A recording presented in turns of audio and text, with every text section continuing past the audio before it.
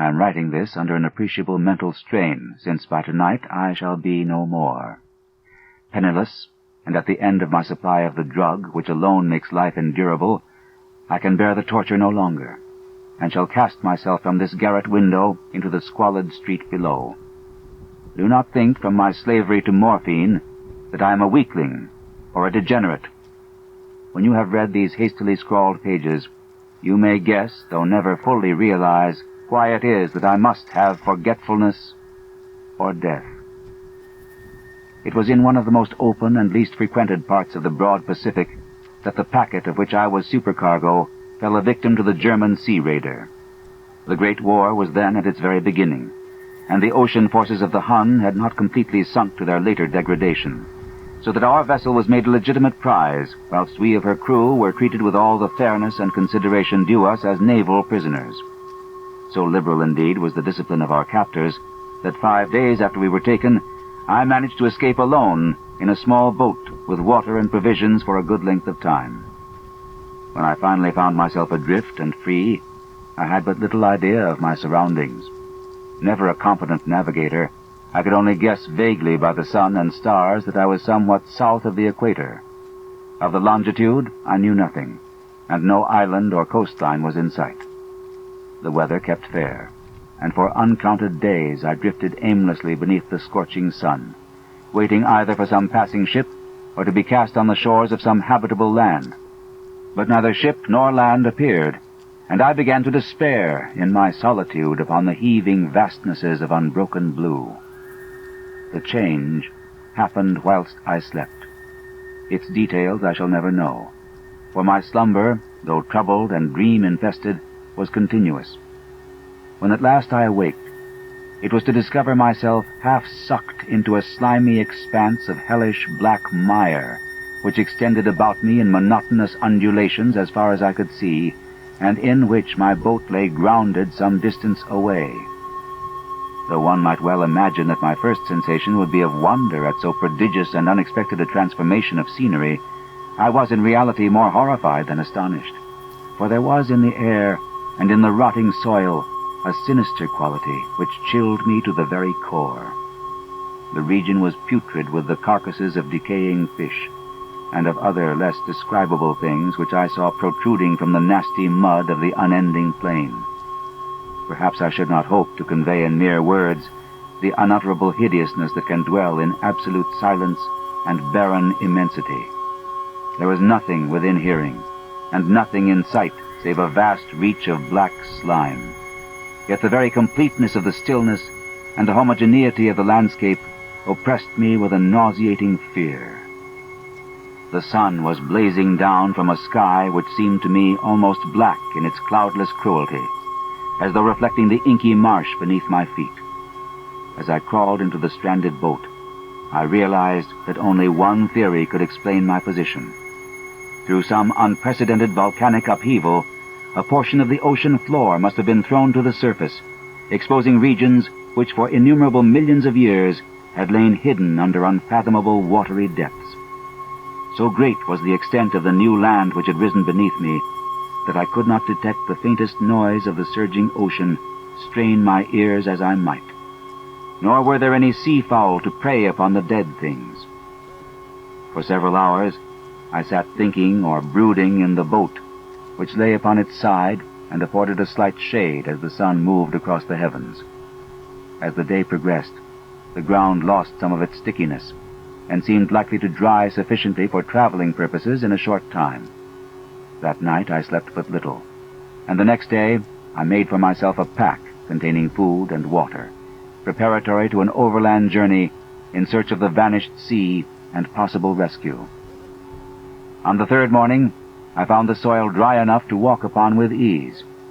The odor of the fish was maddening, but I was too much concerned with graver things to mind so slight an evil, and set out boldly for an unknown goal. All day I forged steadily westward, guided by a faraway hummock which rose higher than any other elevation on the rolling desert. That night I encamped, and on the following day still traveled toward the hummock, though that object seemed scarcely nearer than when I had first espied it. By the fourth evening I attained the base of the mound, which turned out to be much higher than it had appeared from a distance, an intervening valley setting it out in sharper relief from the general surface. Too weary to ascend, I slept in the shadow of the hill. I know not why my dreams were so wild that night, but ere the waning and fantastically gibbous moon had risen far above the eastern plain, I was awake in a cold perspiration, determined to sleep no more. Such visions as I had experienced were too much for me to endure again, and in the glow of the moon I saw how unwise I had been to travel by day. Without the glare of the parching sun, my journey would have cost me less energy. Indeed, I now felt quite able to perform the ascent which had deterred me at sunset. Picking up my pack, I started for the crest of the eminence.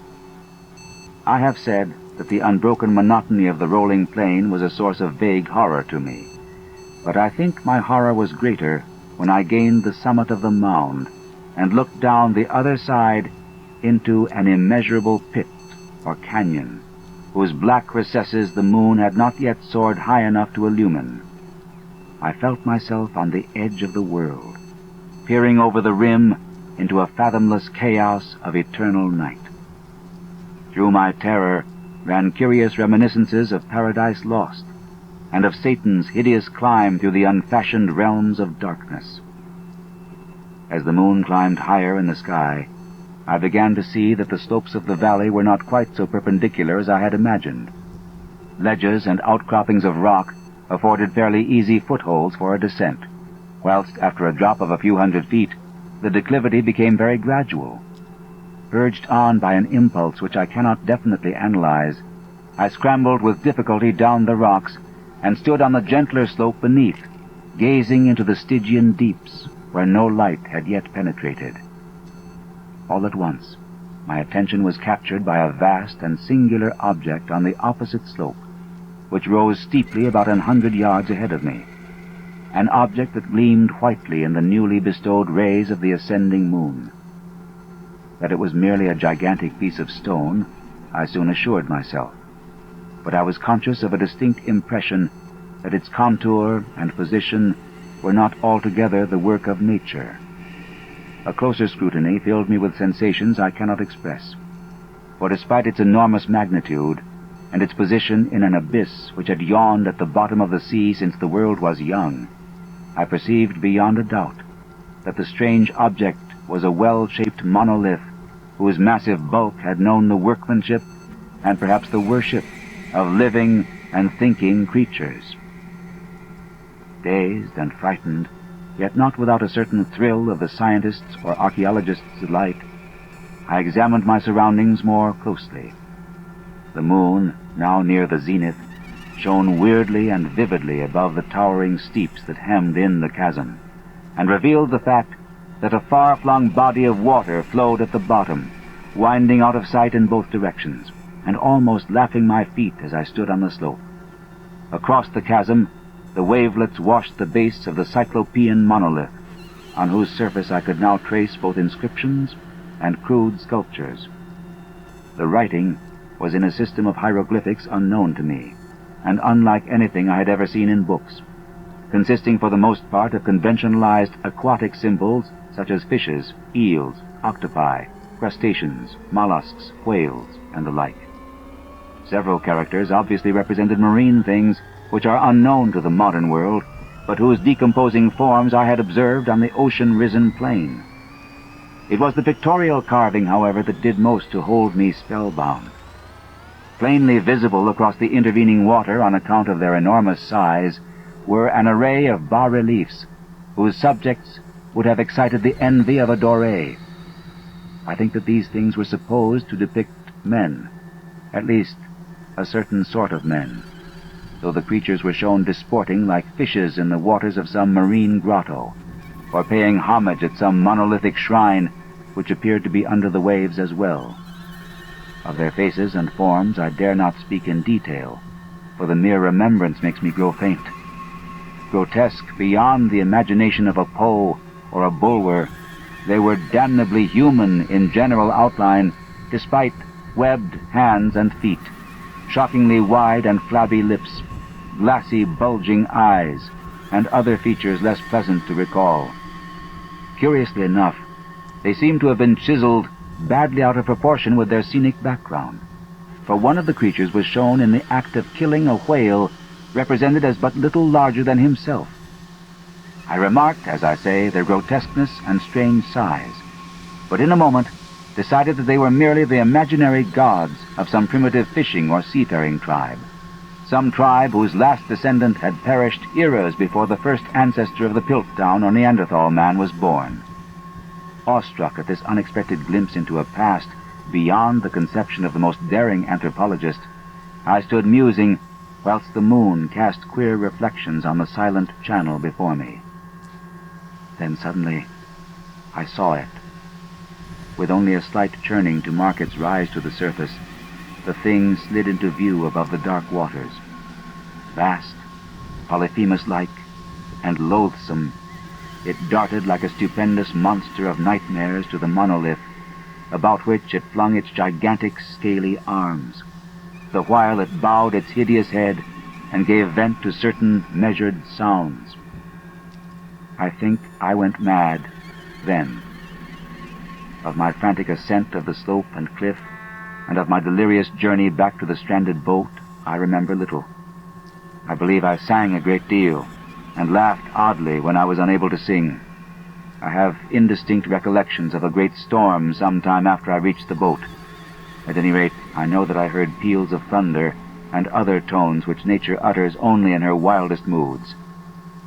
When I came out of the shadows, I was in a San Francisco hospital, brought thither by the captain of the American ship which had picked up my boat in mid-ocean. In my delirium, I had said much, but found that my words had been given scant attention. Of any land upheaval in the Pacific, my rescuers knew nothing, nor did I deem it necessary to insist upon a thing which I knew they could not believe.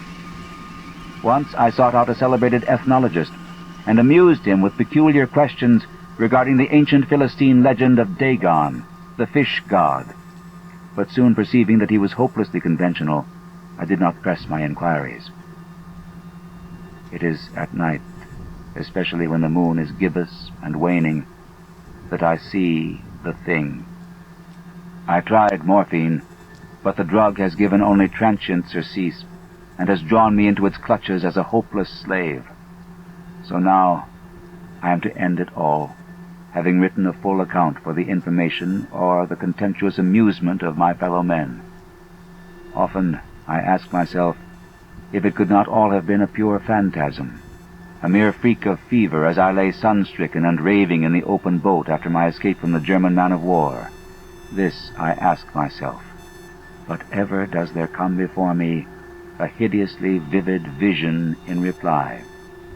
I cannot think of the deep sea without shuddering at the nameless things that may at this very moment be crawling and floundering on its slimy bed, worshipping their ancient stone idols and carving their own detestable likenesses on submarine obelisks of water-soaked granite. I dream of a day when they may rise above the billows to drag down in their reeking talons the remnants of puny, war-exhausted mankind, of a day when the land shall sink and the dark ocean floor shall ascend amidst universal pandemonium. The end is near.